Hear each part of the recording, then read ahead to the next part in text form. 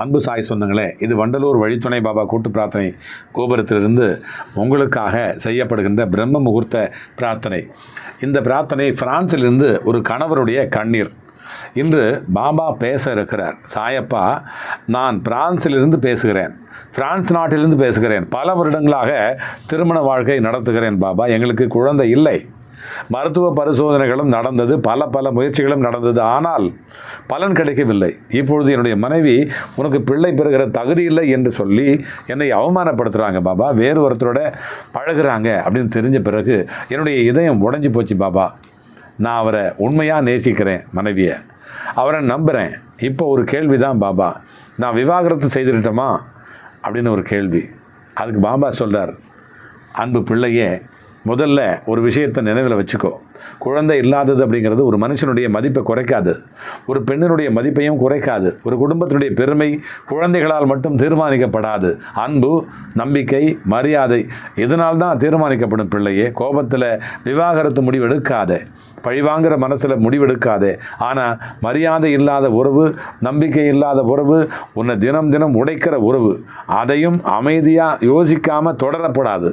ஒரு நாள் பக்தர் என்கிட்ட வந்து, பாபா, நான் மனைவியை இழக்க பயப்படுறேன் அப்படின்னு சொன்னார். நான் சொன்னேன், முதல்ல நீ உன்னை இழந்து போயிடாத அப்படின்னு சொன்னேன். பிள்ளையே, உண்மை என்ன, தவறு என்ன, திருந்த வாய்ப்பு இருக்குதா இல்லையா, ரெண்டு பேரும் மனசு திறந்து பேச முடியுமா முடியாதா, இதையெல்லாம் அமைதியாக ஆராய்ந்த பிறகுதான் முடிவெடுக்கணும்.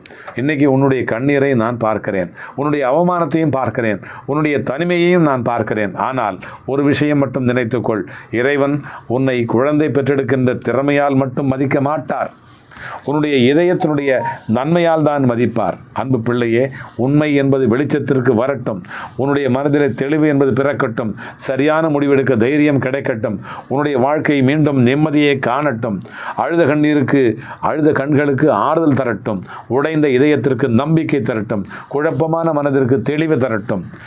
இதோ அந்த குழந்தை கிடைப்பதற்காக நான் ஆசீர்வாதம் செய்கிறேன். அதற்காக ஒரு மந்திரம் தருகிறேன். ஓம் ஸ்ரீ சாயிநாதாய நமக, சத்புத்திம் தேகிமே, ஓம் ஸ்ரீ சாயிநாதாய நமக, தைரியம் பிரதேகிமே, ஓம் ஸ்ரீ சாயிநாதாய நமக, மனசாந்திம் தேகிமே, ஓம் ஸ்ரீ சாயிநாதாய நமக, அனுகிரகம் குருமே. இதுதான் மந்திரம். இதே மாதிரி யாருக்காவது பிரார்த்தனை வேணுமுன்னா நீங்கள் கமெண்ட் பாக்ஸில் போடுங்க. நீங்கள் இப்போ கும்பிடுங்க, நல்லது நடக்கும், சீக்கிரமாக வெற்றி கிடைக்கும்.